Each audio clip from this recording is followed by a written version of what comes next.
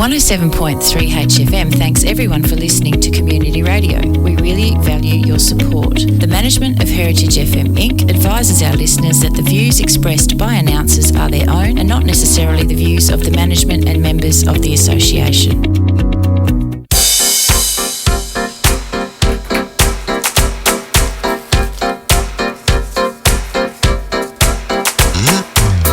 Today on Making IT Easy, we're talking about how to adjust the brightness on your device. We're looking at Google in the news, online consent and etiquette, and a wrap of the day is going to be Life 360. Thank you so much for joining us on this amazing day. Quite warm but lovely out there. We're just obviously ticking over midday and you're here with Tony and Kay on 107.3 HFM, the voice of your community. We're going to be doing an interesting theme today, so I'm going to start us off with The Doors with the Roadhouse Blues. We're going to come back to Elvis a little bit later and see if you can figure out what our theme of today is, just in case you weren't listening last week. Here we go. Myself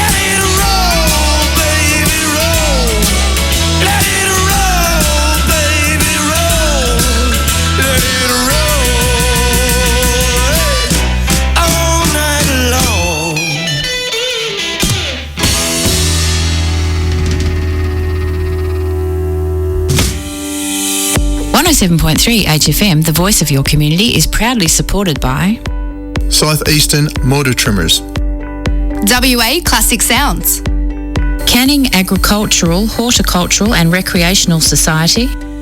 Become a corporate member and support the voice of your community. Go to the webpage heritagefm.org for email details or to find it. Released in 1962.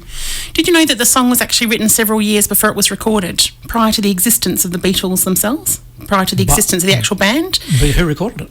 The single features John Lennon's prominent harmonica playing, there's a big hint, and duet vocals by him and Paul McCartney. Yeah, there were 3 recorded songs of the 3 recorded versions of the song. Each one actually had a different drummer. The first attempted release had Pete Best on drums, but it wasn't officially released and actually didn't get released until an anthology in 1995. The second version was recorded 3 months later with Ringo Starr, and the third version featured a session drummer, Andy White, and that was the one that was included on the band's Please Please Me album, which is the one that you just listened to. There you go. Okay. And before that, I should just back announce the Doors' Roadhouse Blues, released in 1970 with John Sebastian on harmonica. It's been covered by Roadhouse Blues. I don't know if you were listening to it because you were frantically packing things down, up, yeah. Status Quo, Frankie Goes to Hollywood, Rolf Harris, Creed and Deep Purple, to name a few. Okay. Yeah, it was a popular song in the day. Yeah, I wasn't that familiar with it. I am now because I've been listening to it all week. But not it's so much. One of the things of working at a radio station, isn't it? That's right. We become familiar with these things. Wide appreciation of music that you, But back into IT. I think we're going to do a recap, aren't we, Tony? That's right. From last week. We are doing an IT show, aren't we? Well, we're doing a radio show as well. So. Tips and tricks and a all recap. Of it. Yes, Let's okay. do all So of it. last time we talked about editing and unsending messages. We did. That was a good one. Yeah, it was a good segment because it's not all that easy to do if it's possible at all, which is a rather interesting thing. But just a quick recap. We talked about WhatsApp, Messenger, and SMS specifically. And with WhatsApp, you can long press a message that you've sent, and the little rubbish bin pops up, which gives you the ability to delete that message. And that will delete that message. It gives you an option to delete it for yourself or for everyone. Mm-hmm. If it hasn't been seen by the other person, then it will disappear from their thing. But once it's been seen, then all bets are off. And the logic is there's not much point in removing it because they've already seen it, so it doesn't go away. But you can mark it as not available, so that if it's been deleted prior to them seeing it, it comes up and says message has been deleted. So it's kind of almost worse that people can see that you've sent a message and you've deleted it. Then if you hadn't. Well, I wonder what you said, and that probably starts a whole bunch of conversations aside from that. Similarly, Messenger, that's the Facebook Messenger app. Again, you can long press and then there's 3 dots to remove. There's also an option to unsend or remove just for you, although the jury is still out as to why you would just remove for you without removing for everyone. But hey, that's there. Perhaps you might have sent it to a group and it's not relevant to you anymore, but you want everyone else to see it. Maybe that's a reason. And the third was we talked about SMS. Again, you can long press the SMS message and delete only for you. You can't delete anything that you've sent out. I don't know if that's a regulation or something with regards to sending messages that the phone network providers have to abide by, but you can't delete a message once you've sent it to anyone else. Yep. We then talked quickly about emails.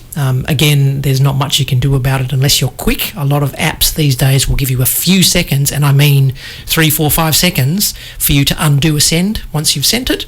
It'll usually pop up on your screen in the bottom corner, usually the left-hand corner, but again, it depends on which system you're using, and it'll pop up with an option to undo. And if you're quick enough, it will grab it before it leaves the outbox and is sent the message, and then you're okay. That message hasn't been sent. But often it's very, very quick. And there are lots of fallbacks. So if you're using your mobile phone, you're connected to your Wi-Fi, and you think, if I turn the Wi-Fi off quickly, I might be able to save it. It'll fall back to the phone network, and if you're using an Ethernet cable, it'll fall back to the Wi-Fi network. So the whole idea of communication is that they look at all of the possible second steps and redundancies to make sure things happen. So the upshot is try not to send something you didn't mean to send. Yes. And then we talked about general email etiquette, which we're going to touch on again today with etiquette. But Try not to write emails when you're angry, or try not to send them at least when you're angry. Mm-hmm. Sleep on them overnight. Maybe get somebody else to have a look at them and give you a second opinion. Always look at the possibility of speaking it rather than putting it in writing. We'll talk about that again a bit later. We'll talk about all those kinds of things. So that was a bit of a recap on what we did last time with that. Now this time there's a bit of...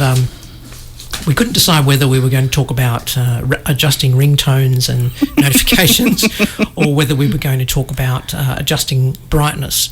So let's go to a song and I'll decide which one we're going to do. All right.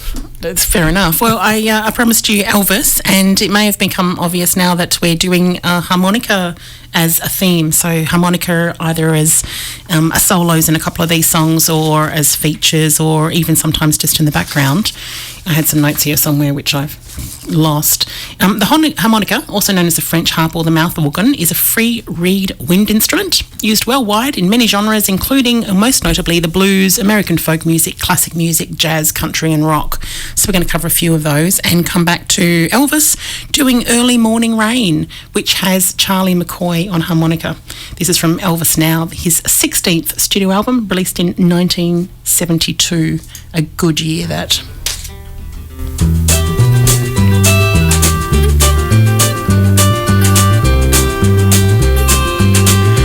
In the early morning rain, with a dollar in my hand and an aching in my heart, and my pockets full of sand, I'm a long ways from home, and I miss my loved one so. In the early morning rain, with no place to go, out on runway number 9, big 707 set to go, but I'm out here on the grass, where the pavement never grows, where the liquor tasted good, and the women all were fast. There she goes, my friend, she's rolling out at last. Hear the mighty engines roll, see the silver wing on high, she's waiting over sweet bound,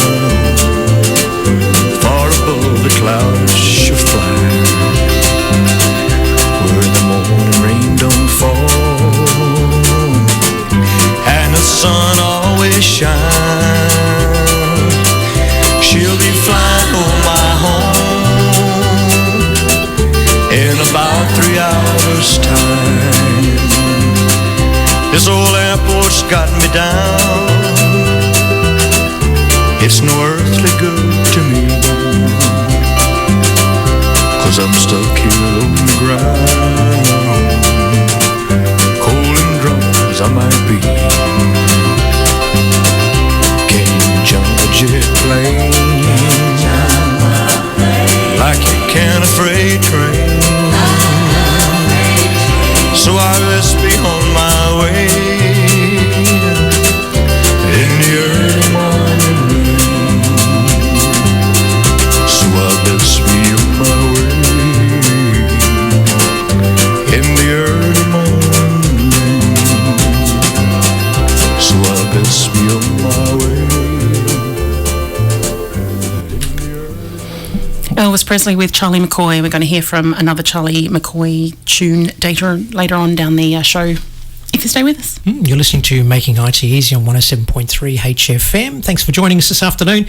Hey, how's the weather today? So much cooler and more relaxing. I tell you, it was a nice drive. Well, it was a bit of a stressful drive getting over here in time to start, but it was much more pleasant. The temperature, I slept well. Nice. That makes all the difference, doesn't it? I just need to share this with you because, we're a community radio station. Okay, so I've decided we're going to talk about brightness. Good on you. Good choice. Just because I've got more information about that written down here, which is... Look, when you're working on your computer, one of the most important things you can do is to adjust your screen brightness. And nobody tends to do it. Like you might, when you first get a computer or you first get your new laptop, you might tweak it once or twice, and then you just forget about it. Yeah. But during different times of the day, your eyes need to adjust. If you've got ambient lighting, so light streaming in through the window, reflections, the time of the day, how long you've been looking at the screen, these things all make a difference to eye strain and how you deal and perceive. Some people, and I'm looking at you, darling, just have it full blast all the time, 24 hours a day. And you know that. Well, that's not entirely true. When I first wake up, when I first wake up, or if I've had a nap or something and I wake up, it's obviously very bright. So at that point, I flick down from the top of the screen and I reduce the brightness. So I know how to do that. Okay. And then it annoys me because I forget to put it back up again, and then I can't see it when it's in the car or bright light or anything like that. Most of things, like phones in particular, have this thing called adaptive brightness. So if you turn adaptive brightness on, it will try and determine... Taking control away from me. It will try and determine how much light is in the room and all that kind of stuff, and make an educated guess. And if you keep swiping down and changing that, then it will learn that that's what you prefer. So over time, it'll get used to what you're doing. Or of course, you can just turn adaptive brightness off and make it 100%. And that's it. That's why they give me the choice, so I can do exactly that. Look, it seems like a minor thing to be talking about, a minor adjustment, but it really can make a big difference to how comfortable you are while you work and how well you can see what you're doing, and that's important too. So I touched on it, but let's talk about the four main points, right? So minimising eye strain. Too much brightness on your screen can cause significant eye strain, right? And that can lead to headaches, fatigue, discomfort, disorientation, a whole bunch, weepy eyes, all those kinds of things can happen with eye strain. And you kind of need to see that as it's happening. Have a drink, take a break.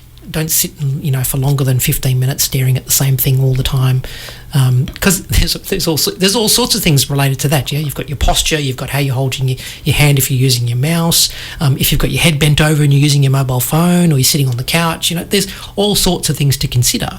And eye strain is just one of those things, but they're pretty important for your eyes. Oh, I agree. Your notes didn't seem to suggest it, but my personal experience is that too low light also causes eye strain, because I find myself just squinting at the screen and trying to read it. Yep. The squinting could also be your focal length problems and things like that too. So consider that too. Everyone should be getting their eyes checked once a year. That's the Medicare covers that kind of stuff. So you should be getting eye tested to be sure that that's not an issue. But yes, absolutely. How do we relate that to IT? You could put an alarm in your phone for once a year to remind you to get your eyes tested. Yes, of course. That's exactly what I was talking about. You can even tell Google to put a message in your calendar. They could work too. Improving your focus. Too much brightness can be distracting and make it difficult to focus, because you kind of just everything's sort of blurry, and it's really hard to focus on what you're doing if everything is so bright. Right? Good point. And the clarity of that depends on that too. If everything's really bright, the colours tend to blend into one another, and you won't necessarily see much of a tonal difference between them, and that can be hard to read, things like that. Optimising your battery life. Everybody really wants to optimise their battery life, and if you're not getting most of a day, if not a whole day out of your smart device, then one of the first things to do is to try and tweak your brightness down a little bit, and just see what difference it makes over the course of 24 hours or a 12-hour day. Most new devices will probably give you good battery for the first 12-18 months, and then they'll start to decline over the next couple of years until about 4 years down the track. You'd be lucky to get a few hours on screen time with your devices. So you want to try and be nice to your battery as best you can, and lowering the screen brightness is a great way to do that. And the other thing is, if you're using your PC or tablet or device to watch movies or play games, you want to enhance your viewing experience. So there are usual modes set up on your devices where you can choose movie mode, text mode, standard mode, all those kinds of options that you can choose on a PC specifically, which will adjust the RGB, or the red, blue, green content and the high definition colours, and tweak the contrast and brightness to suit that particular thing that you're doing, whether it be playing a game or watching a movie. So those are things that people don't generally play with. You kind of just, as I say, you turn your monitor on for the first time, you might go, oh, that's not nice, and you adjust it, tweak it a little bit, and then you just never touch it again. Right? But it's something you should almost be touching on an everyday basis when you in the daytime, at night time, and various things like that. Of course, tech has put a whole bunch of things in place to try and help you with that. So there's things like night mode that can automatically change the hue and the intensity, so it removes the blues and adds the yellows. The yellows have a longer wavelength, which is kind of easier, helps with your circadian rhythms and sleep and that kind of stuff, whereas the blue has a much shorter wavelength, which is sharper and more piercing, which tends to keep you awake. So, during the day, you want to have more blue light when you're doing your text work and stuff, but in the evening you want to kind of soften the light a little bit to get just kind of ready for sleep. And all of this can be automated just by turning on scheduling night light, usually night mode or night light as the options that you would play with in your settings. So what I want to do is just talk a little bit about the individual options that you can choose from on your devices. Okay to keep going, or should we take a break? Can we do a quick song? Yeah. I love this one. This is called My Babe, 1955 by Little Walter, with Robert Lockwood Jr. on harmonica. This is a lovely little ditty. More harmonica, that's right. More harmonica, yeah. Maybe, yeah. Yep, gonna do it.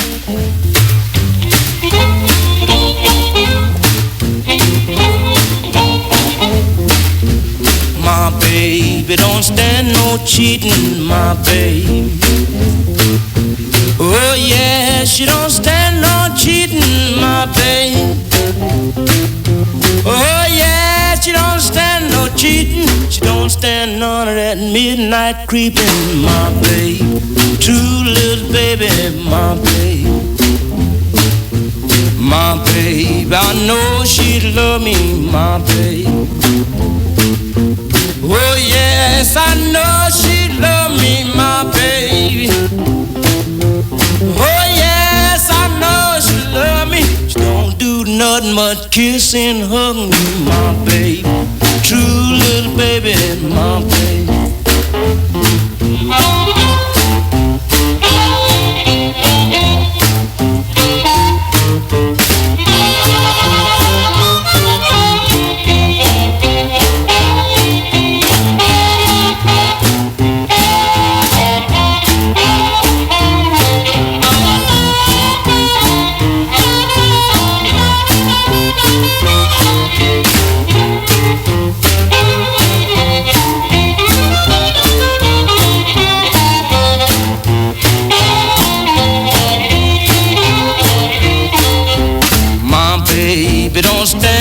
Cheating, my baby.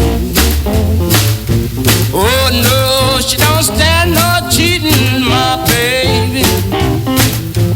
Oh no, she don't stand no cheating. Everything she do so pleasing, my baby. True little baby, my baby. My baby don't stand no fooling, my baby. Oh yeah, she don't stand no fooling, my baby. Oh yeah, she don't stand no fooling. When she's hot, there ain't no cooling, my baby. True little baby, my baby. True little baby, she's my baby. True little baby, she's my baby. True little baby, she's my baby. True little baby, she's my baby. Solargain offers a variety of low-interest, minimal repayment finance options, making it easier than ever before to go solar. Our high-quality solar energy systems and no-deposit installations guarantee that with these finance plans, you'll be enjoying solar savings right away. Contact Solargain on 9203-1290 or visit solargain.com.au to find the solar package that's right for you. Station sponsor. The paramedics have just informed me that your mate Simon hasn't made it. No, this can't be. You're clearly under the influence of alcohol and you're going to have to come with me to the police station. What? Why? Okay, because you're under arrest, mate, and I need you to listen to me very carefully. But it was an accident. We just had a few drinks. I didn't think I punched him that listen, hard. mate, you don't have to say or do anything, but I will... 4 Australians aged under 25 die due to alcohol-related injuries in an average week. Don't turn a night out into a nightmare. Authorised by the Australian Government, Canberra, spoken by S. Westaway, D. Jones, Roberts and A. Jarrett.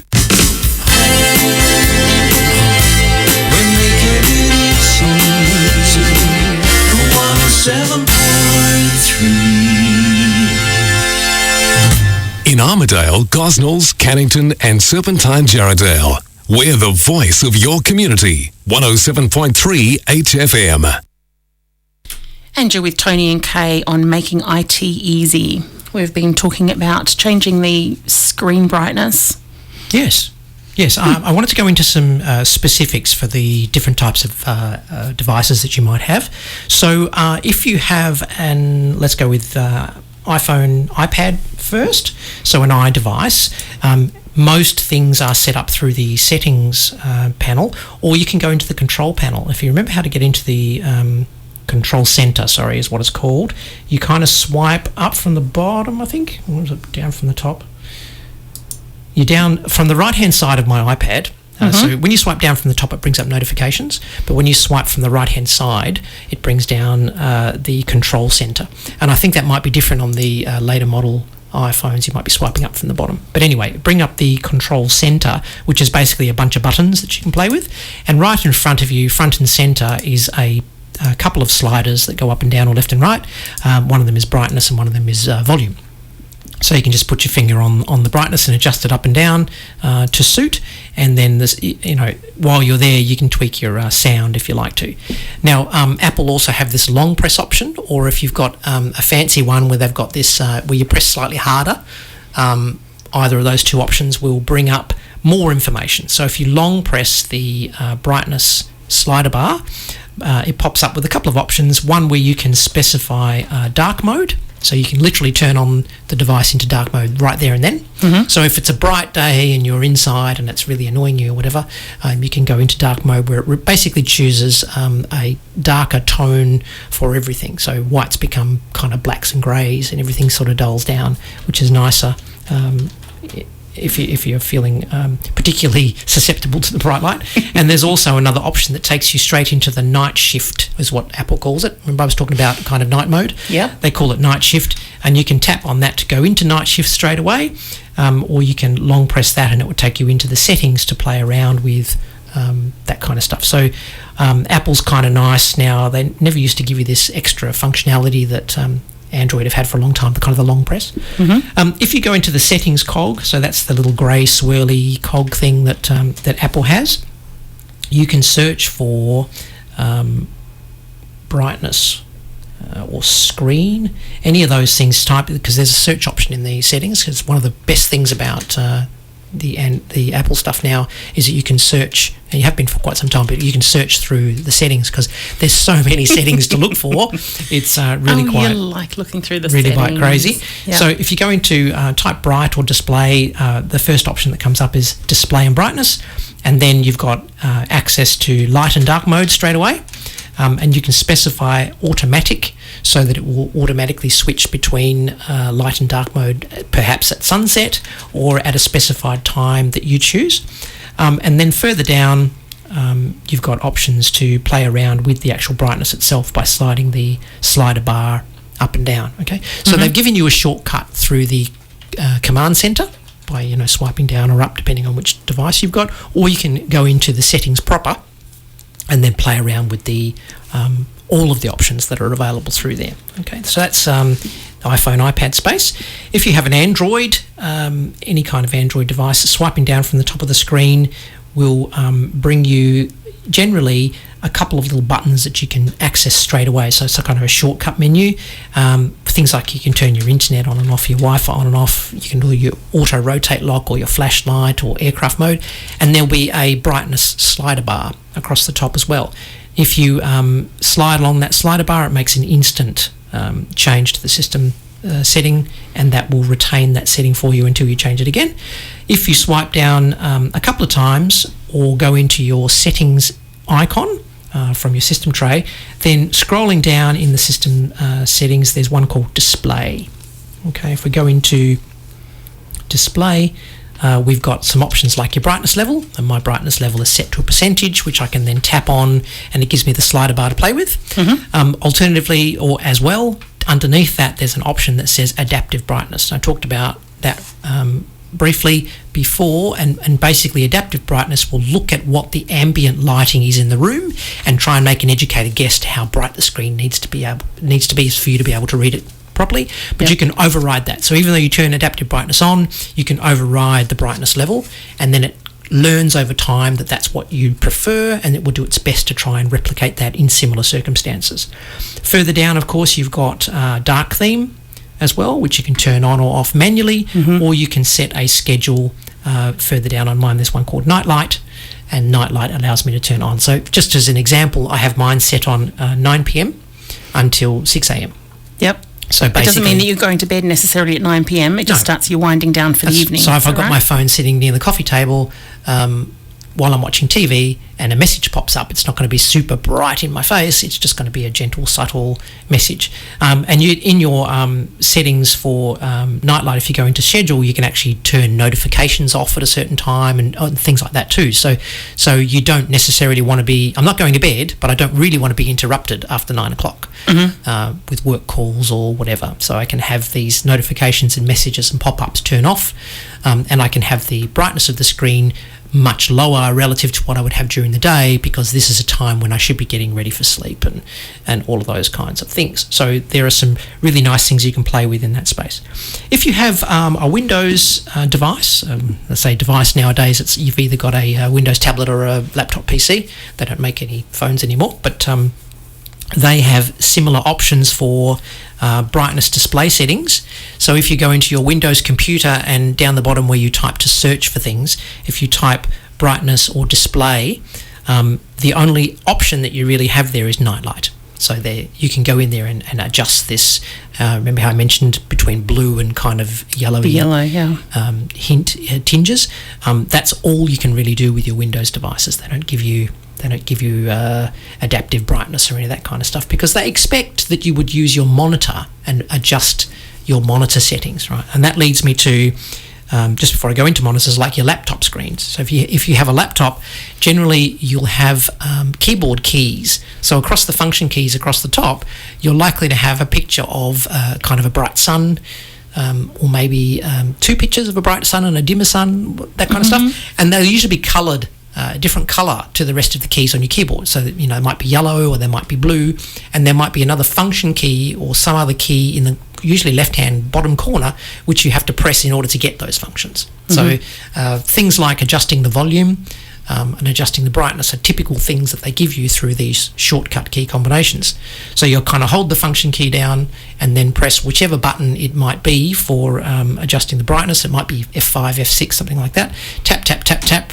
And it will go up, and then there's another one, tap, tap, tap, tap, and it will go down in increments. Okay, and that's really quick and easy to do. Yeah, it's a useful shortcut on the fly. Yeah, so a lot of people just turn it up to maximum brightness and leave it like that. But over time, of course, depending on how tired you are, and as it gets later in the day, you how much drinking you've done. Yeah. Or how much drinking you still need to do, depending on how bright the screen is. You can play around with those settings, and volumes there too, which is a really useful thing to quickly access.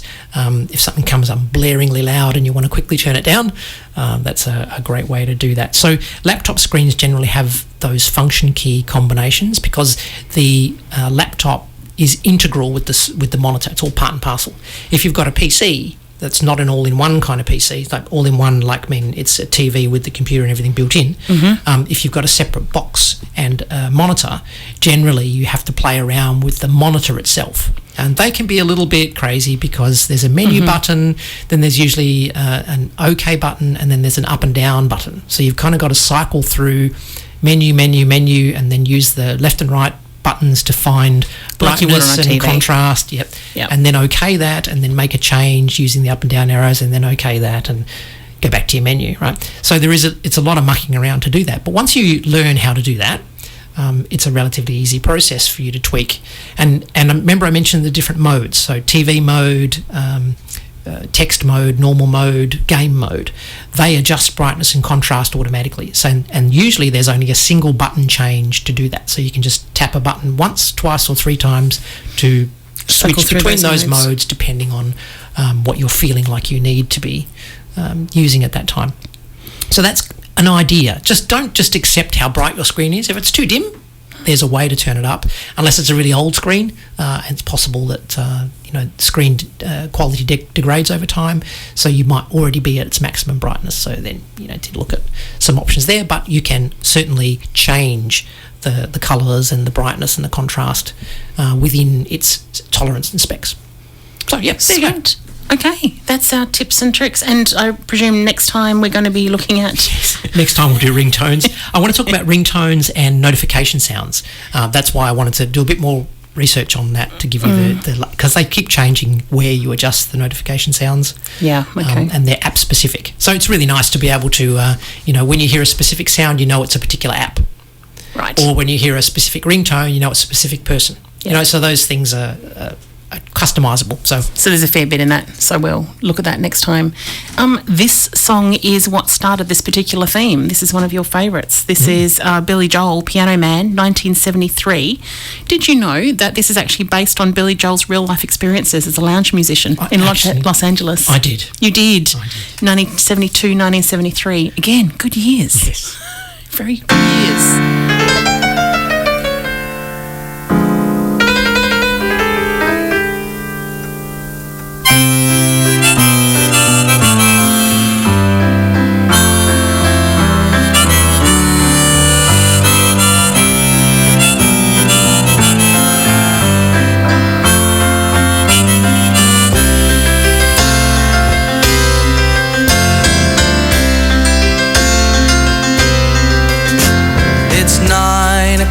On a Saturday,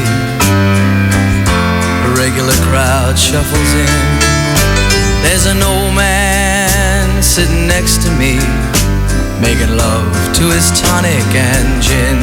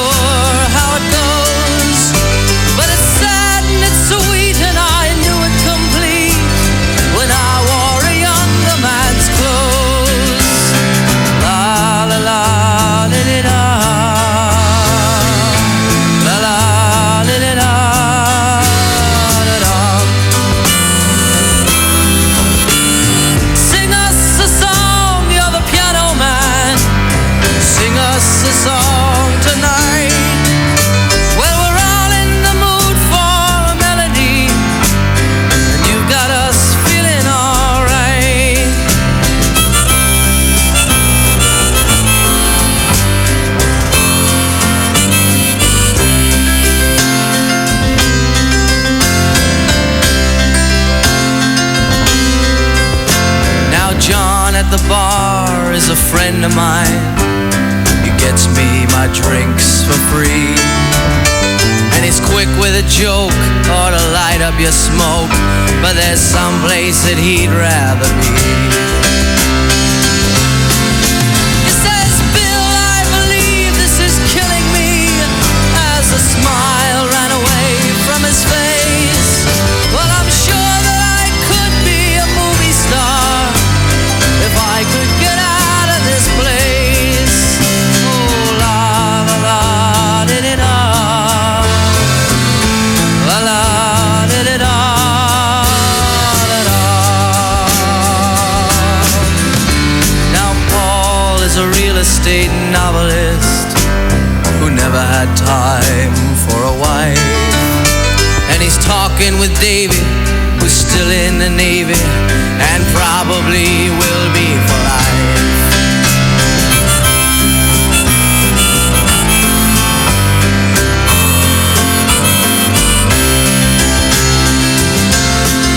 And the waitress is practicing politics as the businessmen slowly get stoned. Yes, they're sharing a drink they call loneliness, but it's better than drinking alone.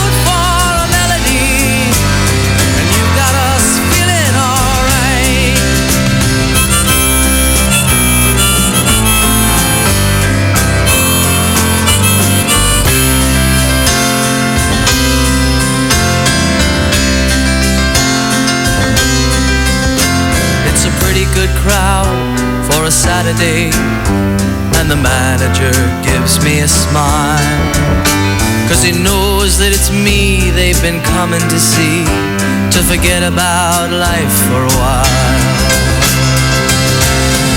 And the piano, it sounds like a carnival, and the microphone smells like a beer, and they sit at the bar and put bread in my jar and say, man, what are you doing here?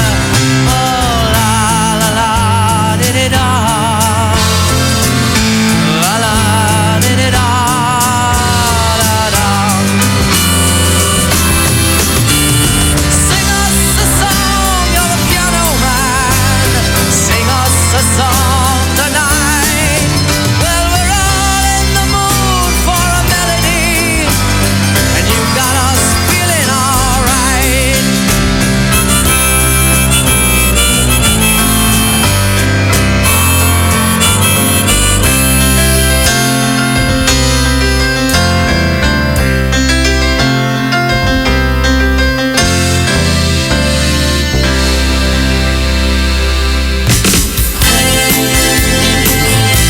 When they give it easy, 107.3.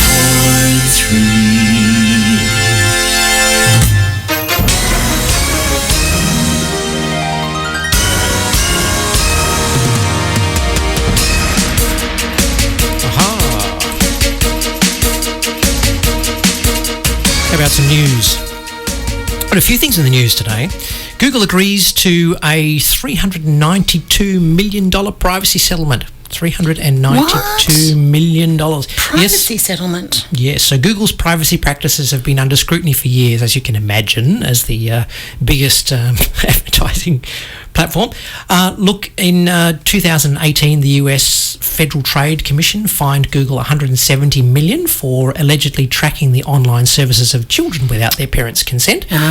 In 2019, the EU Commission fined Google $1.7 billion for abusing its dominant position in the online advertising market. So this is, if you start adding this up. Yeah. But most recently, Google agreed to a $392 million settlement in a class action lawsuit over its alleged violations of users' privacy. I love the word alleged. They always throw that in there. The lawsuit filed in 2019 accused Google of collecting and sharing user data without their consent. All right. Now, you know how we see all these cookie things popping up saying that, do you agree to these cookies? That's what all this is about. Since all of these privacy violations, they're basically asking you permission to harvest the stuff that you're Because doing. they've been doing it already without the permission. Well, that's right. Okay. But they want to avoid lawsuits, obviously. Under the terms of this particular settlement, Google will pay $310 million to create a fund for the benefit of the class members that have been adversely affected by this privacy breach, and the remaining $82 million will cover the legal costs and fees. So I tell you what, you need to be a lawyer, don't you? Google has also agreed to implement a number of changes to its privacy policies and practices. Okay, Google are now going to provide more transparent information about how it collects and uses user data, and it will allow users to delete their data or to opt out of certain data collection activities. That also means you're going to see more things popping up and asking questions. The settlement also requires Google to establish a new privacy officer. So it's a new position for Google employee, if you're interested. Position to ensure that the company is in full compliance with the terms of this particular settlement. So they're hiring a person for this particular settlement. Crazy. Kind of boggles your mind that this doesn't exist already. Google has, of course, denied any wrongdoing, but the settlement agreement is clear enough, and it's a clear sign that the company is serious about protecting users' privacy, at least going forward. So the settlement is the latest in a long line of attempts by Google to address concerns over its privacy practices, because it's, they're always being accused of that kind of stuff. While we're on the topic, Meta, Facebook, is looking down the barrel of a $575 million fine by the EU based on widespread targeted advertising. This will, again, no doubt lead to more annoying pop-ups asking for consent to track you online every time you go to a particular ad or a link on whatever that takes you somewhere. And, of course, Apple once considered the king of privacy, is also being fined 12 million, pittance compared to the rest of them, but anyway, 12 million for illegally collecting iPhone's owner's data for advertising purposes. So in the settings app, if you're an Apple user, in the settings app on your iDevice, if you search for advertising, so go into your settings and search for advertising, you'll see an option that's called personalised ads. Yes. And that's a little toggle that you can turn on and off. If it's off, it doesn't give you personalised ads, but if it's on, it does.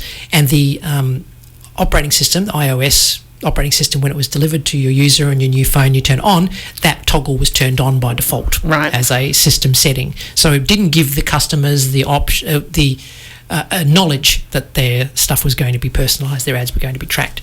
And so this was considered an antitrust issue, and the wording of the issue is that Apple users were insufficiently informed about the use of processing of its own personal data when it comes to ad targeting. Of course, this is a little tweak in the software that's been changed from the iOS 15 onwards. So it's automatically off, but if you've got an older device, you might need to go in and play with that setting yourself. So have a look at settings, advertising, and if you've got personalised ads turned on, you may wish to turn that off. I actually knew that was there, and I was happy to leave it on because I figure if I'm going to get ads, I'd rather that'd be something I was interested in. But that's a personal choice. Microsoft do a similar thing, when you upgrade to any new versions of the operating system, it pops up with a page saying, hey, welcome to your new Windows, here are some things, can you check these things? And one of them is personalised advertising. At that point, so it's very similar, but they're doing the right thing by giving you the option to turn it off, whereas Apple didn't, and it cost them 12 million. Yeah, good.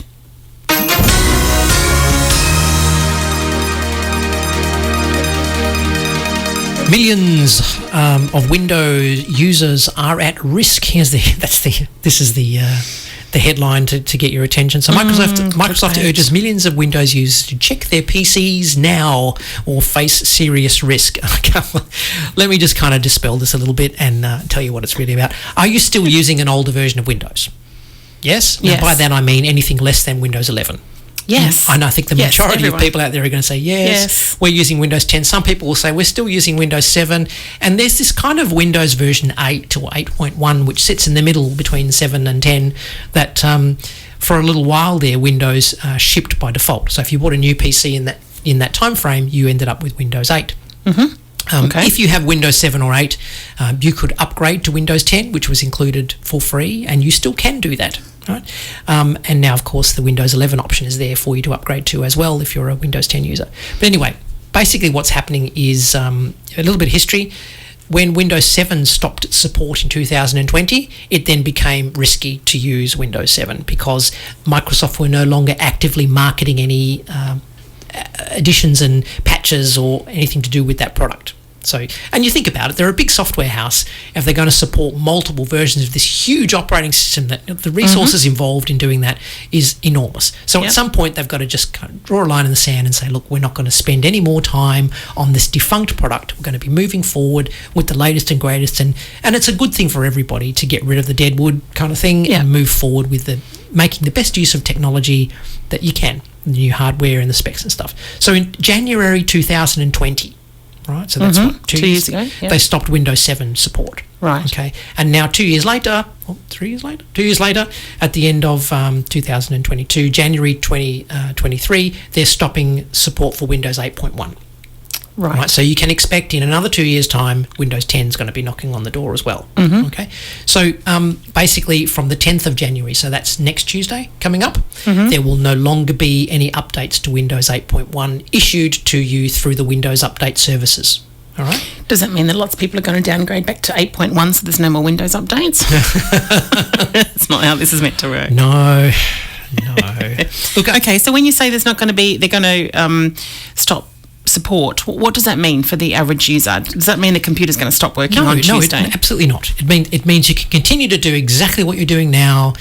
It's just that you won't get any updates. So the little thing that pops up and say you have updates and need to be installed, because Windows 8.1 was a manual process, it would always pop up and tell you have updates. Windows 10 kind of did it automatically in the background and kind of forced you to do it. But 8.1 didn't really have that functionality. So that annoyance will go away. But it does mean that if there are any vulnerabilities found by hackers to get into the operating system to inject code or to do any kind of malware stuff, you're not going to be protected against any new vulnerabilities that are found, right? And these hackers, or whatever you want to call them, go in and literally target the operating systems all the time, looking for loopholes and places to get in, right? So it's an ongoing process, and it's done by bots. So it's all an automated process, and when they find a new way to do something, they'll try and inject some kind of malicious code into that. Yeah. Right. Okay. So you have, of course, antivirus programs and malware programs that you can install. So if you have a good virus programming suite that you're paying a subscription for, then that's going to go a long way to protect you against those things. But if they're able to sneak past the virus software into we'll call them gaping holes in the operating system, then they're not going to protect you against that kind of stuff. So basically, if you are a Windows 8.1 user and you're not in a great hurry to move forward, I've just got a couple of notes here, you should really be looking to update to Windows 10, right, as a minimum. That's probably the safest course of action, and if your computer runs Windows 8.1 happily, it will most probably be okay upgrading to Windows 10, and it's a fairly straightforward process that generally anybody can do, as long as you make sure, with any of this kind of stuff, make sure you've got your data backed up somewhere, an external hard drive, on the cloud, any of those kind of these days a stick is almost big enough to back up data, depending on how much you got on there. The reliability of sticks is kind of still a bit... Okay, do it 2 or 3 sticks? Yeah, maybe. Like the same thing. But it depends, if you're a user with gigabytes and gigabytes of photos, there might not be enough. Yeah, if you're listening to our show, I don't think you've got gigabytes and gigabytes of data hanging around. As long as you've got a backup, then I would look at upgrading to Windows 10, and it's not a difficult process. And your computer's probably told you, has been telling you for the last 18 months or whatever, that you should be upgrading, and here is the upgrade wizard that takes you through that process. I remember years ago the fear of upgrading to 10 was massive because there were so many bugs and everything in it. It's pretty well tested now. Yeah, it's pretty thoroughly tested. So if you're currently running 8.1, your hardware, right, that's the actual bricks and mortar of your computer, that's probably okay to handle Windows 10, right? Windows 11 might be a bit of an ask if it's less than 3 years old. And it's not going to try and automatically go to jump to 11? No. Okay. Very unlikely if your computer's that old. As I say, Windows 11 is pretty fussy about the hardware spec and how old your computer is. Realistically, though, if you decide that you're not going to upgrade, you might take this as an opportunity to upgrade your actual whole system, right? It might be time to buy that new laptop, and they're not expensive if you... And I would suggest, unless you're you like to sit at a keyboard at a desk with a larger screen and stuff like that, I think laptops are a really good option in between tablets and PCs if you're a Windows user. But anyway, that's just my personal opinion.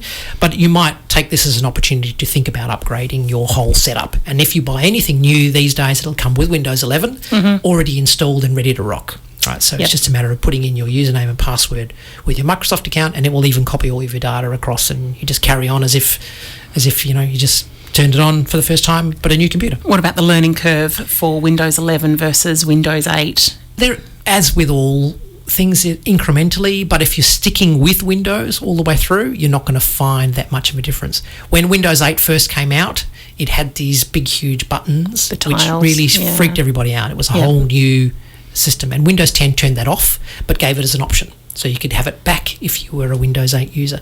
So that's the difference. If you're a Windows 8 user, 8.0 user, you will have these tiles. But you most likely will have upgraded to Windows 8.1, which gave you the similar thing that Windows 10 has with the icons on or the icons off. So there's not that much difference really moving. There's a couple of cosmetic differences, and some things have moved around a little bit, but the functionality is the same, and you should feel it's a fairly easy transition. Relatively comfortable with that. Cool. If you decide that's all just too hard and you're going to stick with Windows 8 and you're going to just suck it out, just make sure that you've got the latest virus software that you can get, okay, and make sure it's updated, all that kind of stuff. And I would suggest, if you're going to scrimp on not buying a new PC or upgrading, pay some money for some antivirus software. Get a premium. Actually, we're going to talk later on about Avast. Avast and Norton are actually both the same company. I hadn't registered that. They actually come up in our etiquette at the very end. All right. Is Avast something that you would recommend, or because Avast is, if I understand correctly, a free option still? Yes, there are a number of free options available, and Avast is one of them. Yeah. I would if you're a Windows 8.1 user, I would pay some money. Right. My point is, Yeah. the free ones, look, they're perfectly fine, but they don't have some premium features. They don't protect you for online banking, and there are some other things that they just don't do as well. They still do, but they don't do as well as the premium versions, which give you extra functionality. Okay. So if you're going to take the risk and stay with the older operating system, I would pay a subscription for a premium antivirus product just to be that little bit extra safe. And again, it depends on what you're using your PC or your laptop for. If all you do is you hop on and you surf Facebook half an hour every day and that's all you've ever done, then it's not such a big deal. But if you're using it for online banking and you've got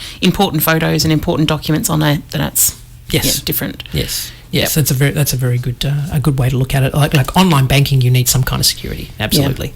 Especially, we were talking about somebody who had photocopies of their, not photocopies, online copies of their passport stolen, that sort of thing, or deeds to properties and that sort of thing. So if you've got important documents on your computer, then that's levelling up. Yep. The other thing to consider is malware. So there are antivirus programs that some include malware, and that's the term that you need to look at, malware, malicious software.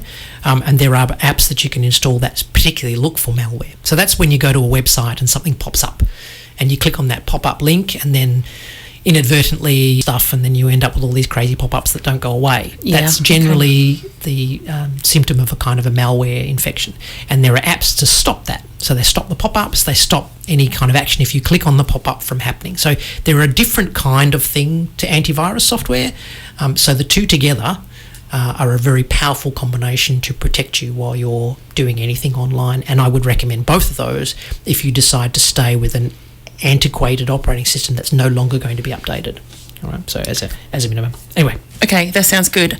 I know that you have some more news, but I think definitely a song is in order. Okay. You're going to recognise this one for sure. You may or may not have known that it's got some harmonica in it. This is the Hollies, He Ain't Heavy, He's My Brother, recorded in 1969 at Abbey Road Studios with Alan Clark on lead vocals and harmonica.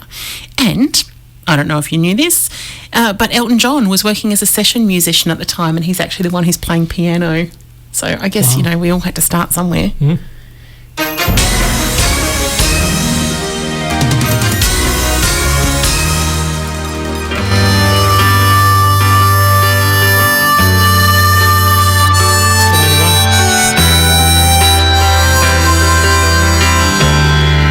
The road is long.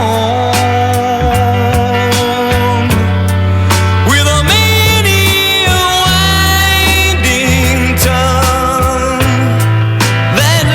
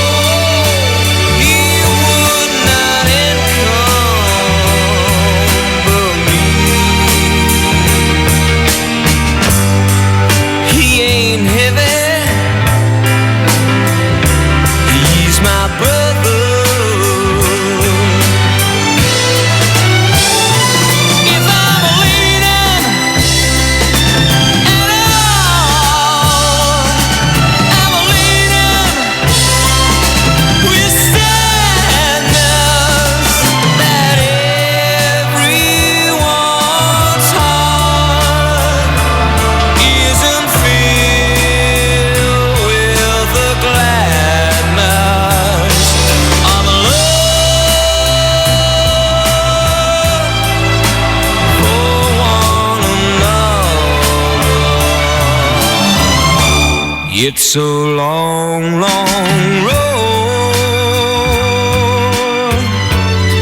From which there is no return. While we're on the way to there, why not share?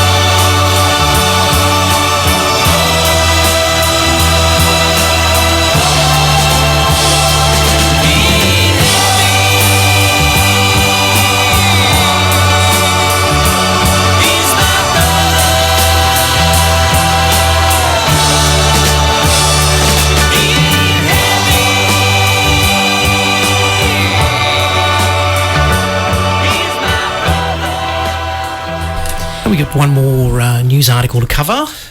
It's a dun dun dun dun dun dun dun dun dun. There we go. 200 million Twitter users' email addresses leaked online. Of course, we need to talk about that kind of stuff because that's... Yes, of course we do. Look, the internet's become a minefield of security risks and data breaches, and the latest data leak involving Twitter is a testament to this reality. So according to reports, a data leak containing email addresses for over 200 million Twitter users 200 million has been published on a popular hacker forum site for how much? $2. Bleeping Computer, an information security and technology news publication, if you guys want to have a look at that website, has confirmed the validity of many of the email addresses listed in the leak. So this is kind of a pretty real thing. The potential implications of this leak should not be taken lightly. With the data now openly available to the public domain, hackers and malicious parties could easily take advantage of it and use it to launch targeted attacks. The little bit of good news is that the leaked data does not show if the users are Twitter Blue verified accounts. We talked about the Twitter Blue stuff. So they've extracted this data and they're basically just email addresses. They're pretty sure they're real email addresses. Yeah. You know, like they probably are anyway. If they've created a Twitter account and it's in the Twitter database, they most likely are a verified email address and real. Mm-hmm. But there's no flag to say whether it was a Twitter Blue account, so you might not actually have the real email address of the President of the United States. But there you go. Things are also getting worse for the folks at LastPass. A first-class lawsuit has been filed with the US District Court of Massachusetts by, would you believe, John Doe, alleging that the August data breach has resulted in the theft of approximately $53,000 worth of Bitcoin.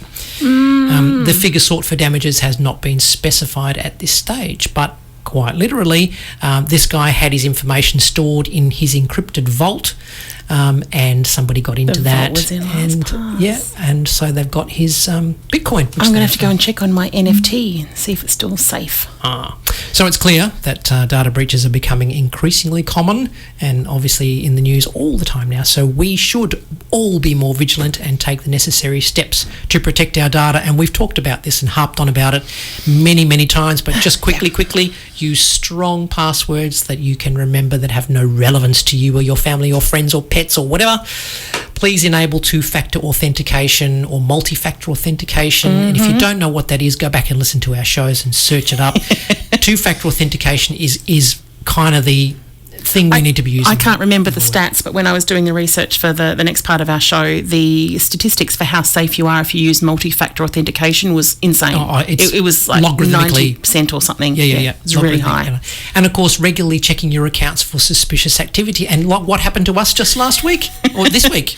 Yes, yeah. I received a text message from Westpac saying, hey, you've actually got a suspicious activity on your account. Is this a transaction that you really did? Went home, checked it. It wasn't. Rung them and they said, okay, so you didn't just organise a real estate agent in Texas? And I said, no, I didn't. So it seemed pretty obvious. And this, of course, is our second one in, 4 weeks? Yep. Yeah. Yep. So both of our independent banks that have nothing to do with each other, presumably. Yep. Both of our credit cards have been scammed, if you like. And both banks have told us the same thing. It's got nothing to do with where we have used our card or the information we've released or buying online. It's all to do with these bots that just punish the numbers until they get something that hits. So it's just part of life. And the guy I spoke to from Westpac was very charming, if that means anything. Yeah. It's like, he just went through the little spiel with me and told me about the thing. And New cards being issued, 15 days, da-da-da-da. Actually, Westpac, although it's going to take 5 to 10 days for us to receive the actual card, have made available an electronic version in our Westpac app to use immediately. That's a new thing. I hadn't seen that before. So now it's even easier for them to get it. I knew you're going to go there. All right. So look, just guys, be serious about your security. Get some good antivirus software. But don't be afraid either. This is the new world. Yeah, bring it on. All right.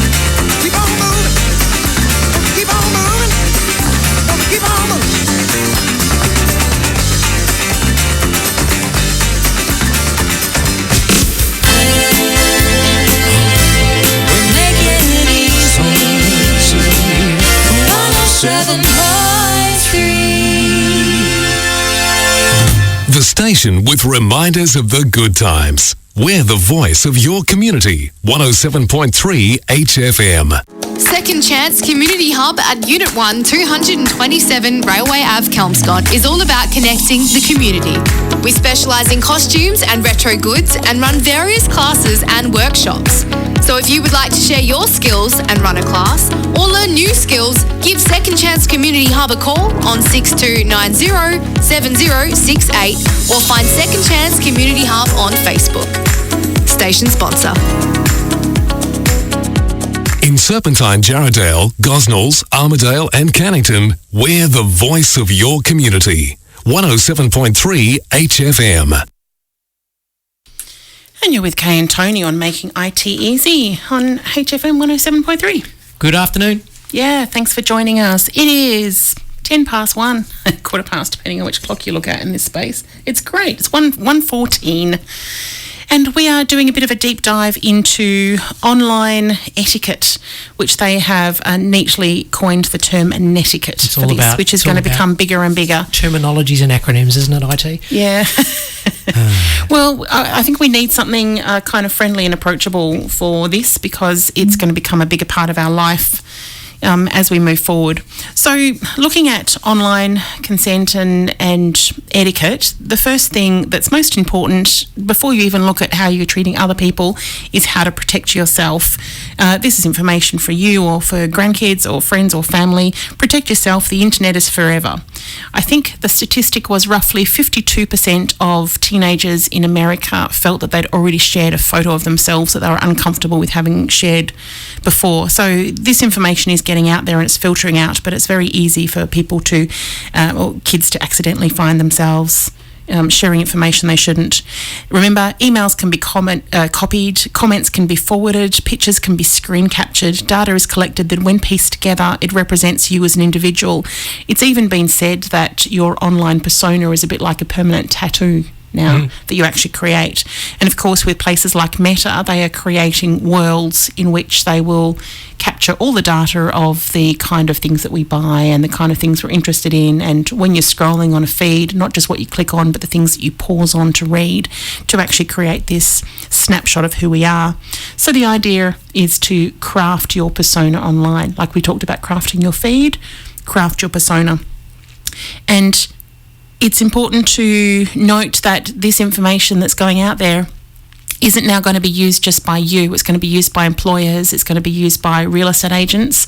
I do it myself. If somebody doesn't have a Facebook account, they're less likely to get a property. And if they've on their Facebook account and they've been talking about how they just, left work early because they're going to go and do a booze up down the park, they're less likely to get the property that I'm making available. So don't think that you're only talking to your friends when you put information online into a public forum. That's the Facebook stalking terminology. Yes, I'm getting to lurking a bit later on, actually, which is actually a benefit in this particular context. But keep in mind as well that it doesn't just affect you, it can also affect family and friends. So the same kind of Facebook stalking that you're talking about, if I was to hop on and I can't find any useful information on the particular tenant or prospective tenant, but I have a look at their friends and all the friends have been skipping work to go down to the park and have a big booze up, I'm going to make that assumption that the person who's the potential tenant is part of that group and therefore not a good tenant. With some of the talks that I do with Facebook and some of my other classes, one of the things I like to point out to people is even if you're not on Facebook, you can still be profiled, because if your friends are on Facebook and they've got photos of you at a function that you were at, or they mention your name or any of that kind of stuff, they can form a profile about you even if you don't actually have an account with Facebook. Yes. So, you can't really hide from that stuff. And that actually takes me very, very nicely as a segue into privacy as part of netiquette. Be very careful about the photos you post of other people online, because they might agree to it now, but they might not like the idea down the track. They might agree to it now, but not realise what risk they're taking down the track if they're going to be posted. They might not like the kind of photo that's been taken. I know there's one out there of me making a silly face at a wedding. It's out there. It's quite a bit of effort for me to make contact with the person who originally put it up so that they could ask them to take it down. I don't care that much, but they probably shouldn't have posted it in the first place without asking my permission first. So be very careful about what you post in terms of photos. Also keep in mind that photos of workplaces, of logos on shirts, on home environments, on pets, can also identify who a person is even though you haven't named them or put their face in the photo. So make sure that you've got permission to do that sort of thing as well. So that's also for you. You might not think your face is in it, but if your business logo's in it and you've got a Great Dane with pink spots, they're going to know that it's you anyway. Yeah. So respect the privacy of yourself and other people online. There's a great acronym that I want to get into before we go to a song, and it's called THINK. THINK is the acronym for online posting, online etiquette. The things are T, is it true? Before you post it, can you confirm it's true? H, is it helpful? I, is it inspiring? N, is it necessary? And K, is it kind? So they're the things we're going to run through and a few other things, but I'm going to go to our song first because I think it's time. And we're going to do Neil Young with Heart of Gold. Again, 1972. I had a bit of a 1972 thing, or maybe harmonica was big in 1972. Harmonica by Neil Young, backup vocals by... You're never going to guess. You know the song, right? Heart of Gold? Yeah. Backup vocals by James Taylor and Linda Ronstadt. Okay. Neil Young had actually returned to acoustic guitar because he had a back injury. So the reason this exists and he's on acoustic is so he could sit down to play because he couldn't stand up for too long on the guitar. So there you go. Just a quick reminder, if you have a particular burning question, if you want to request a song, you can give us a call on 9398 3100 and we will actually get that phone call and you can ask us the question and then we'll play 3 songs while Tony scurries around trying to figure out how to answer it, or more likely he'll know the answer off the top of his head. Also a reminder that if you want show notes, and these show notes even are going to come with a pretty little video, are going to be available through the website MagooIT.com.au. That's Magoo as in Mr. Magoo, it.com.au. Show notes will be there so you can do a catch up, and if you actually follow the links through there, it'll take you to YouTube, which will give you this current show in about a few days time and some of the previous shows if you want to go back, because there was something that we talked about earlier that you missed. What were we talking about earlier and we said go back to the show notes? It was probably about protecting yourself for the scam stuff. Yeah, or something like that. Yep. So the shows are great, of course. Go into YouTube and click on, I don't know, whatever it is that you click on that makes it look like it's great. It's a process. Okay, so that number again was 9398 3100. Getting back to think, if you're doing online netiquette. Oh, and by the way, to the person who just rang saying that, because they do have my number, I'll do a song for them shortly. So we'll do a special song for Ken later on. Truth. Remember to fact check before posting. So from your own point of view, don't forget not to trust anything that you hear from one source, depending on the source. This is from Think, yeah? The acronym Think? Is it true? Yes. Okay. T, is it true? I'm not going to actually stick with acronym. I'm going to wander off on my own little world, but at the moment, truth is part of that. As you become more familiar with the internet, of course, you'll find that there are some sites that you can find very trustworthy and some sites that are going to be less trustworthy. So obviously if you're on CNBC or if you're on the ABC News, you can trust what's there-ish, to a certain extent. But if, your Uncle Fred has just told you that, Supertramp's coming to town, you might want to check those facts before you believe them, and also before you repost it. So it's your responsibility to check facts before you repost that same bit of information. Be ethical when you're online.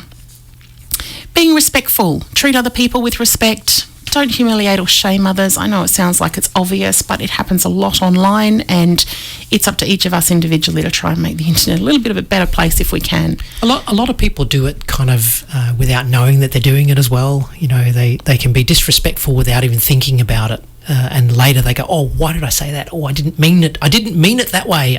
So things can be taken out of context as well. So just think about it. I had exactly that experience just last night. Somebody posted something to a group, so it was going into a forum of a number of people I know. The information was just a little bit more intimate than I was expecting, and I had that really icky feeling. So I private messaged them and said, hey, I'm feeling uncomfortable about that post. They immediately apologised and deleted the post. And then we had a conversation about it afterwards, and okay, I can see why that would have made you uncomfortable. I'll do it differently next time. It's about a lot of that communication and that direct communication, just to clear these things up and learn as we go, because this is new for all of us. Your online behaviour can be used to empower or disempower others and yourself. So consider that before you post anything. Are you lifting people up or are you taking them down? If you're taking them down, do it in a private forum instead. The other part of respect is to respect people's time. In the notes that I was looking at, it says their time and their data allowance. I don't think that's quite such an issue anymore with data because it's pretty freely available, but certainly respect people's time. And this is not just if you're in a forum or on Facebook or on Twitter or something like that, but if you're sending an email, if you can do it in 3 sentences and you do it in 3 pages, you're just wasting somebody's time unless there's a good reason for it. Be kind. That was part of that was K for kind in part of think. Remember that you're talking to a human, not a bot, at the other end of whatever message it is. Don't be a keyboard warrior. Treat every interaction the way you would in person. If you wouldn't say it to somebody's face, you shouldn't be saying it online. Create interactions and permanent interactions you can be proud of. And this was an interesting one. Use your real name. Oh. Yeah. I think some governments are actually trying to insist that people use their real name and force that. Whether that's a good idea or not, I don't know. And that can be potentially different for, gaming where they've got, avatars and that sort of thing. But if you're actually going to say something online in a forum or an email, be you and recognise that it's going to potentially come back on you. So own it and put information out there that's worthy of owning. Being considerate. Avoid oversharing. 90% of people in a survey in America, 2012, State of Mobile Etiquette and Digital Sharing, 90% of people think that others divulge too much online. That's a very high rate. Respect other people's opinions, agree to disagree, be forgiving if somebody makes a mistake and just let it go. So this is kind of typical human, normal, expected, polite behaviour. It's just not necessarily happening online. Because you can hide behind fake names, your persona, and as you say, keyboard warriors. Nobody can touch you, nobody can see you, so people tend to be much more aggressive and say things that they wouldn't say necessarily to somebody online. Stop and think before posting, obviously. Don't post when intoxicated. Some of my best work happens when I'm intoxicated. And I think you've suggested before that if you're really upset about something, write it down in a draft format, save it as a draft format, and then see if you actually really want to send it the next day or a few hours later or after your friend has read it for you and done a theatrical eye roll. Make sure you're not emotionally reacting. Take time to carefully consider a message. Calm down before sending it to other people. I'm going to go to a song because a couple of these things I've kind of covered already. I said I was going to do a song for Ken of Bentley. I'm going to do Willie Nelson's On the Road Again. This is actually live, so just beware it goes into a bit of a clapping at the end, although he does deserve it. 1, 2, 1, 2, 3, 4.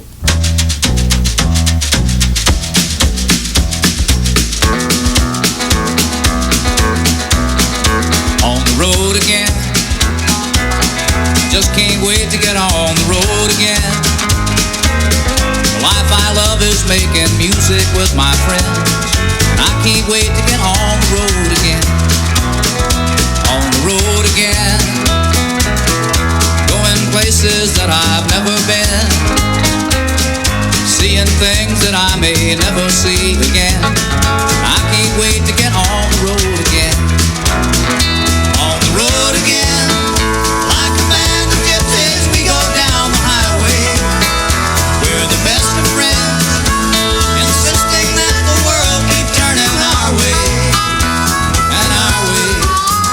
On the road again. I just can't wait to get on the road again. The life I love is making music with my friends.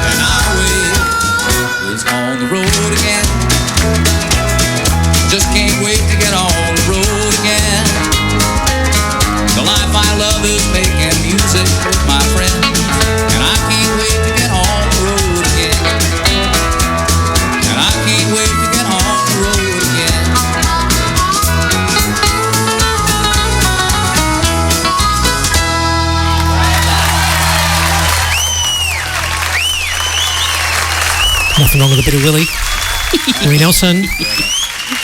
I did warn you there was going to be a bit of clapping at the end, and if I can find the right button to turn down, I can reduce it. Gosh. A quick little note while I've got it here in front of me. Move, improve, remove. This presentation by Stay On Your Feet covers all you need to know to help prevent falls. If that's something that might interest you, they've got an event coming up. They'll be talking about moving your body, building balance and strength. Do you reckon they're going to be talking about the Wii Fit? Oh, probably not. I think we is so yesterday, but... no, for the balance board, it's great. Yeah, but okay. Ask about it. If you go, then ask about it. Say, Tony and Kay on Making IT Easy said, improving your health, managing medications, nutrition, healthy eating, keeping a healthy mind, removing hazards, health professionals that can help, tips and strategies for preventing falls, and more. So when is this, you ask? Glad you ask. Wednesday, the 11th of January, which is Wednesday, 2 till 3 at the Seville Grove Library. More information is available from the City of Armidale website. Go check it out.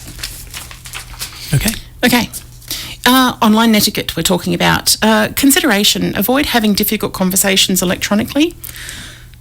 Look, I've done this, you know. The younger generation tend to do that, don't they? What gen are we talking about? Oh, I don't know.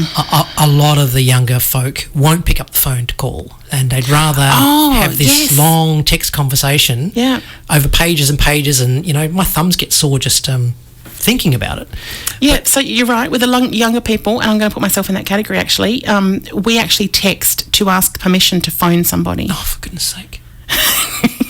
Well, phoning has to be done then and there. Text message you can answer when you want. It's just, Mind you, I can just let it go to voicemail, so I don't have to answer it. But by phone is not necessarily my preferred option anymore. It's the technology is there for your convenience. If you choose not to answer it, that is your business. If somebody chooses to call you, that is their business. You have no business telling them they can't call you. I didn't say that. I just say as a matter of politeness, I text first. Yeah, all right. Anyway, it's not ideal to announce a breakup or to break bad news online publicly before you've actually made those right phone calls and had the conversation in person if necessary. Most experts agree that between 70 and 93% of all communication is non-verbal. Now, this is either the way that you say things or your body language when you're saying things. So without the softening of those words, you get misunderstandings easily happen when you've got just that last 7% of communication via words. And we were talking about that just last show, I think, about emoticons. Yeah? Yes. Are you going to talk about? Yes. One of the suggestions is to use emojis or emoticons to try and share the feelings that you have about the words that you're sharing.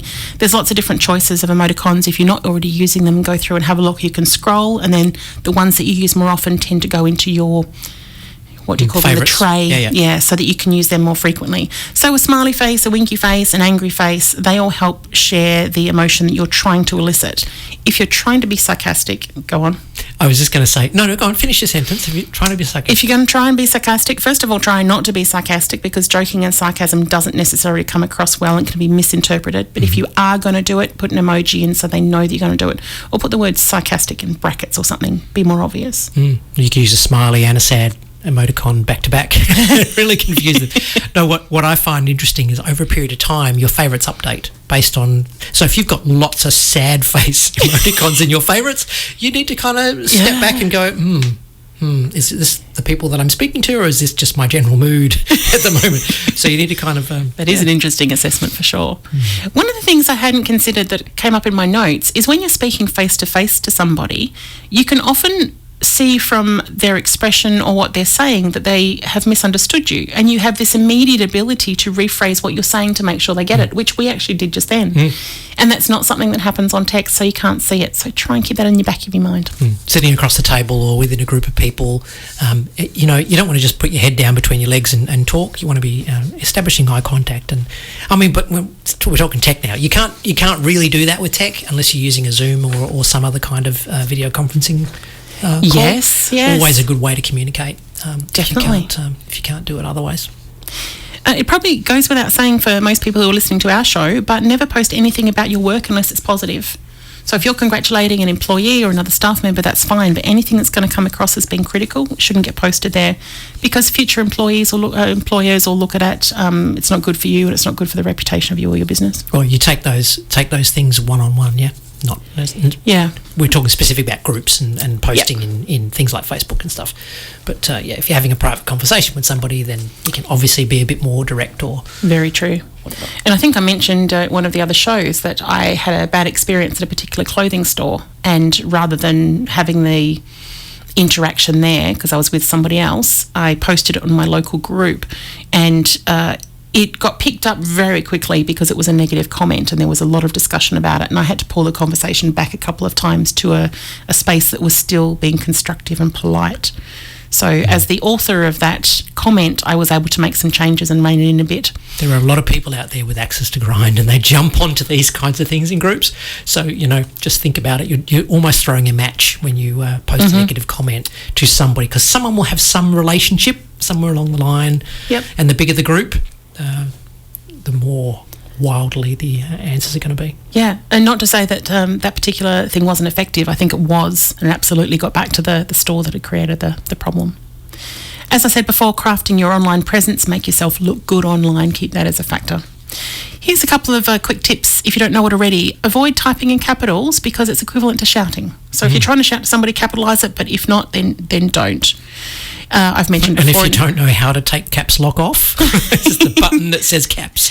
Then 93983100.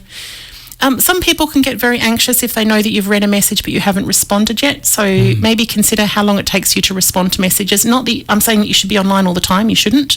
But if you've actually indicated that you've read it, then there is a period of time by which people might get anxious if you haven't responded. Same with emails. If it's taking you 2 weeks to respond to an email and it's an important one, then people might be anxious. So maybe consider that. Also, the level of importance, it depends on the type of communication. So if it's important in general, you'll pick up the phone. Yes. If it's less important, you'll send a text message. If it's less important again, you'll send an email, because those things are kind of generally how you would progress, levels of importance. Unless, of course, we're sending something to our daughter, which means that you won't phone because she'll never pick it up because she doesn't hear it. So you have to send a text message. No, not a text message, a Facebook Messenger message to get her urgently. Sure. So just keep those in mind, that if it's not important and you send an email to somebody, or if you send an email to somebody, don't expect them to act on that straight away, because that's generally a delayed, when I get around to it kind of message. I remember when I was working in government especially, I would send an email to somebody, or other way around, someone else would send an email to me, and then 2 minutes later they'd be at my desk going, did you get my email? Why don't you come and talk to me about it instead of sending me the email if it's that important? Because it's in writing, of course, which makes a difference. There is all that stuff. Don't post the same post across multiple groups is part of modern etiquette. Follow the rules in the groups. Most groups will have a list of rules. Sometimes they might be don't spam, don't put personal advertising in. Make sure you message somebody within the group before you private message them. That's, again, consent. Yes, that's right. Ask permission in the group before private messaging, or if you've got a group that says that you can private message them, make sure that's clear before you do so. There'll be moderators too, that monitor that kind of activity in most groups. Yes. And they'll pull you up on it if you do the wrong thing. Yeah, that's sometimes very harshly. Couple of last things. Know the difference if you're emailing between who it's to, who you're CCing, and who you're BCCing. So do you want to run through that? To being who the addressee is, and you can have multiple people in the to list. Depending on which application you're using, they may be separated by a comma or a semicolon. Generally, a semicolon will work in most instances, or you click on the to button and choose people from your address list. But if you're typing them in manually, put in the full email address, a semicolon, a space, and then the next one, and you should be okay. CC means carbon copy, so it means that you will send that message also to the person or the people listed in the carbon copy list, and everybody will see who all the other recipients are. Yes, exactly. Right? So that's important. If you're sending a message to somebody and you want a verification that somebody else has seen that you've sent it, you would put them as the CC. So then the person who's receiving it knows that at least 2 people have seen this. Yes. Okay. The third option, BCC or blind carbon copy, means it will send it to anybody listed in the BCC, and it'll be completely anonymous who the other recipients are. So if I list BCC as Tony, NK and Fred, then Tony, K and Fred will all get individual emails, and neither of us will see who the other BCCs are. Okay. We will see everybody in the to list and everybody in the CC list, but we won't see who the other BCC people are. And in terms of netiquette, it's important often, or sometimes it's important, that you don't share people's personal email addresses unless you've got permission to do so. Yep. So if you're sending a joke and you send it to everybody on your list and you just send it in the to or in the CC, you've actually shared everybody's email address with their name. Yeah. So sometimes it's appropriate to actually send the email to yourself and then all of the other people put them in the BCC section. Mm-hmm. Also noting that if you put everybody in a BCC section, then it'll probably go to their junk mail rather than directly to them anyway. Well, yeah, jokes and things like that tend to be caught up in spam filters and junk filters, so be mindful of that. And look, don't be one of those people that sends jokes and stuff. There's lots of other ways to do it rather than email. Use... it's just so 80s.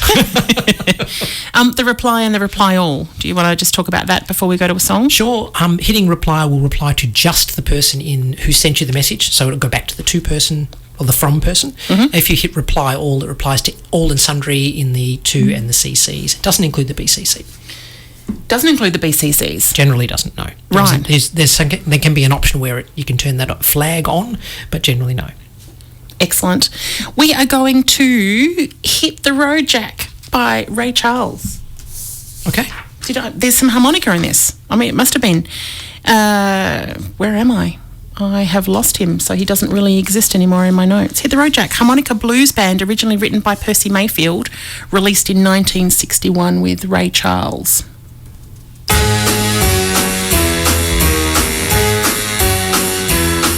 Hit the road, Jack. Don't you come back no more, no more, no more, no more. Hit the road, Jack. And don't you come back no more. What you say? Hit the road, Jack. And don't you come back no more, no more, no more, no more. Hit the road, Jack. And don't you come back no more. Oh woman, don't treat me so mean. You're the meanest old woman that I've ever seen. I guess if you say so, I'll have to pack my things and go. That's right, hit the road, Jack. And don't you come back no more, no more, no more, no more. Hit the road, Jack. And don't you come back no more. What you say? Hit the road, Jack. And don't you come back no more, no more, no more, no more. Hit the road, Jack. And don't you come back no more. Now, baby, listen, baby, don't you treat me this away, 'cause I'll be back on my feet someday. Don't care if you do, 'cause it's understood. You ain't got no money, you just ain't no good. Well, I guess if you say so, I'll have to pack my things and go. That's right, hit the road, Jack. And don't you come back no more, no more, no more, no more. Hit the road, Jack. And don't you come back no more. What you say? Hit the road, Jack. And don't you come back no more, no more, no more, no more. Hit the road, Jack. And don't you come back no more. Well, don't you come back no more. What you said? Don't you come back no more. I didn't understand Don't you come back no more. You can't mean that. And don't you come back. Oh, now, baby, please. In Langford, Bedfordale and Whitby, we're the voice of your community. 107.3 HFM. Need a plumber? AHM Plumbing and Gas are a locally owned and operated company that will take care of all your plumbing needs, from tap servicing to hot water unit replacement or clearing blocked drains. AHM Plumbing and Gas have 30 plus years experience and will get the job done on time at the right price. Follow us on Facebook for monthly discounts and specials. Your local experts. AHM Plumbing and Gas. 0413 191 034. PL 6754, station sponsor. Hello? Mrs. Parker, it's Jack. Jack? Do you know what time it is? Leo and me, we're at a hospital. Hospital? We were just Where's having Leo? a few What's going drinks on? and... What do you mean having a few Doctor drinks? says you'd better come in. Jack, what Please, has happened just to Leo? 70 Australians aged under 25 will be hospitalised due to alcohol-caused assault in an average week. Don't turn a night out into a nightmare. Authorised by the Australian Government, Canberra, spoken by P. Forrest, L. Sumner and A. Jarrett. Playing the music that brings back reminders of the good times. The voice of your community. 107.3 HFM. You're with Kay and Tony on Making IT Easy on, as he said, 107.3 HFM. A couple couple of last bits on etiquette before we hand over to Tony to talk about Life 360 app. Shay in 2011 said, "Lurk before you leap." It's a cute little ditty, little quote, and it basically means that each online environment is different. If you're going onto Facebook or Twitter or a website to comment or wherever you're going, the environment is different. It's got its own etiquette and its own way of doing things. So have a look around to determine what the local etiquette is before posting. If you scroll back and have a look at some of the other posts or criticisms or feeds or how long posts are or how short or whether they've got advertising or not, you'll get an idea of what the environment's like, what the culture is like of that group before you post. Yeah, and I imagine there's a whole bunch of moderator terms and conditions and things they want you to follow as well. So the rules are fairly easy. The culture of the group is a little bit different. And also have a look at the culture of the group and decide if it's really a group you want to be part of. If you find that all of it is very, very negative, you might want to bail right at that point before getting involved. Yep. Avast that I mentioned before, an organisation called Jan, which runs Avast in Norton, they say that their mission is to create technology solutions for people to take full advantage of the digital world safely, privately and confidently, so together we can build a better tomorrow. Now, I'm not actually promoting those two businesses, although I've said that, but what they have done is put out what they believe is the responsibility of a digital citizen. They also have the responsibility, the rights as a digital citizen, which I haven't included here because some of it became questionable. Things like you have a right to privacy and you have a right to your data kept safe, which is, arguably not happening. But as a digital citizen, they say you have the responsibility to communicate respectfully, even when you disagree. Decline to share false information. Respect the intellectual property rights of others. Not reveal the personal and private information of others. Not break into cyber systems without permission. And I think the statistics were about 17 to 34% of people had said that they had breached or they had used somebody else's password because they'd guessed it correctly. Understand what information should not be shared and to have the responsibility for protecting your logins and passwords. And as an abridged version, I think that's a pretty good list of ways that we can get responsible. Just quickly touching on Avast and Norton. I wasn't familiar with their relationship, but thanks for pointing that out. I'll do some research into it. Yeah. Avast, AVG, Windows Defender are three fairly popular free solutions. Three free solutions for virus scanning. And Windows 10 and up comes with Windows Defender built in. So if you don't have any other software that you've installed, Windows Defender will be okay. Yeah. Okay. But it's not as good as some of the premium versions that are paid for. But Avast does have a very good reputation.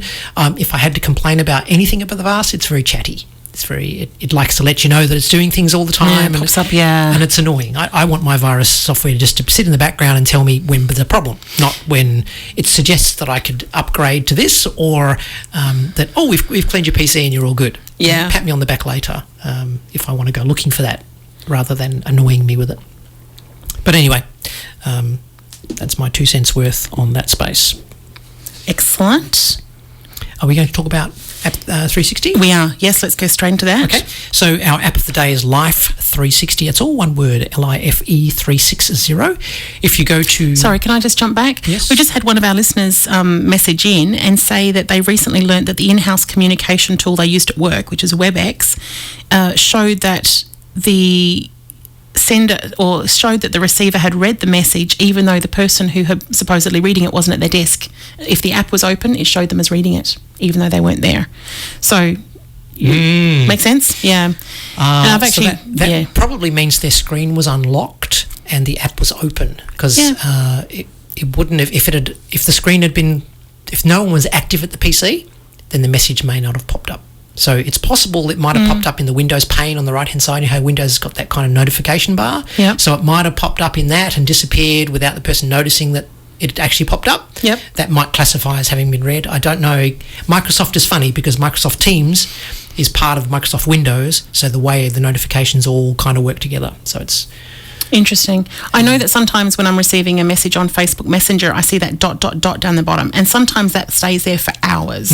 So clearly they're not still thinking about the message, so there must be some little bits in there where it thinks that it's still open and the person is doing something when they're not. I don't know what happens if you start typing a message and then you leave that page or go to a different conversation, Yep. because that might still have that conversation in edit mode, which might flag that. Or it could just be a glitch. So in terms of netiquette that we were talking about, don't make the assumption that they've read it and go blasting them for not having read it. Work on give them benefit of the doubt and assume that it could be a technical error. And there's always more than one way to talk to somebody, to have a conversation with somebody. Yep. So thank you very much to that listener who wrote in. So Life 360 is a family locator app, for want of a better term. Okay, it helps you stay connected with your family and friends. It allows you to quickly and easily locate members of your group or your family group, and it gives you notifications when you arrive or leave a location. So the Life 360 app, look, for want of a better term, it's a good way to keep tabs on people that are close to you or that you need to keep tabs. Let's just say keeping tabs makes it sound like you're actually monitoring them, but it's actually more beneficial than that. Absolutely. As a family unit, the three of us use it all the time. Yep. And we've set up hot zones. So when we go to Coles, yes, we've got that as a hot zone. We've got home as a hot zone, and we may have Jess's boyfriend's house or something like that as a hot zone. So when any one of the three of us arrive or depart from any of those locations, it sends a notification, which can be silent. It doesn't have to be in your face, da-da-da-da. It can just be a quiet little silent notification to let you know that that person's arrived at home, which would be really useful to know that you're starting dinner or you're putting the washing out or whatever. It's more useful when you see a family member arrive at Coles or Woolworths or IGA, and it's like, yay, I forgot to add milk to the list. Yeah, add to the list and away you go. And, when you start combining that with your Google Keep or whatever shared grocery list that we were talking about recently, we can play around with all those kinds of things. So 360 is a really good way, and I will use the terminology to keep tabs on the whereabouts of, well, look, it's the whereabouts of the device, not the person, okay? It's not a chip embedded in the brain just yet. But if your device has Life 360 installed on it and it's connected to the network via Wi-Fi or through the phone network, it can triangulate your position using GPS to figure out where you are within a reasonably accurate space of stuff. And it's a really good way to make sure if somebody's going somewhere for whatever reason that they actually get there. And we talked last week about... in terms of safety, it's very important. We talked last week about Find My iPhone and how that lady was found in the ravine in the US, and that's a similar kind of technology. The main benefit of Life 360 is it's cross-platform. So Find My iPhone works with Apple devices only, and Android has an Android Find Phone or Find Android device thing, but Life 360 can be installed as an app on any platform. And then it will allow people from different platforms to share their location across the different things, which is a great way if you've got iPhone people and Android people in the family, because there's always that. Generally, I don't like Apple, so I'm going to use an Android. I don't like Android, so I'm going to use Apple. So you can still keep in touch in that space. So the idea is you create what they call a circle. And you add people, and those people can be anybody that has an account with Life 360. You can send them an invitation, and then they respond to that invitation, create an account if they've already got one, whatever, on Life 360, and then they become part of your circle. They can create their own circles. You have an administrator of that circle, and you can add or remove people as you see fit. So you might be going on a picnic or maybe an adventure out in the bush somewhere, and it would be a really good idea for the 7 of you in your four-wheel drives to all be part of that same 360 group, so you can track each other and make sure that everybody's on the right place or going to the right place, or if they get into strife, etc. The idea of being able to track where you come and go from a location uses technology called geofencing, which is just basically draws a circle or a shape around a particular space within a certain radius, and that it becomes a hotspot. So then Life 360 looks at the entry and exit points of those hotspots to create those. You can also send alerts, so if somebody arrives or departs from that location, or you can just set up a random alert for any conditions that you like. So it's a really good way of keeping tabs and just knowing somebody's kind of looking out for you, which is a nice feeling. It can make your everyday life easier and safely. Look after your loved ones and friends. Also, there's one other feature. If you pay for this is all free stuff, but if they have a premium version which gives you a few more options, and one of the options is it monitors your driving habits. So it can pop up a message saying that Kay was just clocked doing 120 on Tonkin Highway. You should tell her something about that. So there's things that you can play with and that kind of stuff. So it's a good little app, and you can create multiple circles, yeah? So you can be a member of multiple groups, so a family group, a friend group, or some adventure group or whatever. Adventure group's a good idea. Available on the Google App Store, so from the Google Play Store, look for Life 360. Similarly, you can grab it from the Apple App Store. Wonderful. Look, we don't actually have time for another song before we go. It's 3 minutes to 2. So a quick wrap up. Next episode with us, of course, is next Saturday, the 14th. We're going to, you already know this, we're going to talk about ringtones and notification sounds. Yes. We're going to have a look at business marketing online and LinkedIn as our app. So that's going to be an interesting one. How many of you out there have actually got little businesses that could be useful for? I forgot to thank James Ray for In Your Neighbourhood earlier. He did a great show, as he always does. I want to mention Australia Day coming up. The team of us here, are going to be down at Australia Day at Minnawarra Park doing some announcing from there. So come down. It's a free event. It sounds like it's going to be great. It starts at 5. There's going to be road closures, goes through until 9. There's going to be fireworks and people on stage, and, of course, us to come and talk to. So it's just an Australia Day Day, event being put on by the City of Armidale. They do it regularly. Okay. We're actually not local to Armidale. We're a bit further away, but we're definitely coming down for that. So that's why we don't know that it's on every year. Show notes, MagooIT.com.au. We've mentioned that. There's no rock aria today. The boys are still having a very well-earned break, but don't forget Fourth Dimension is on at 6. So I believe Coops is going to be in here for that, so that's going to be a fun show to listen to. When is your Tuesday night show starting again? Is there a plan for that? There is a plan for that. Okay. When we know what that is, we'll let you know. Yes, I know it's not this Tuesday, so don't come in this Tuesday, but after that I'll let you know when there's going to be the next one and who's going to be on. Okay. We've got some fringe stuff coming up, of course, soon in the city of Perth, so we're going to be talking to a couple of fringe performers, and that'll be great. We are going to go out with Take a Long Way Home by Supertramp.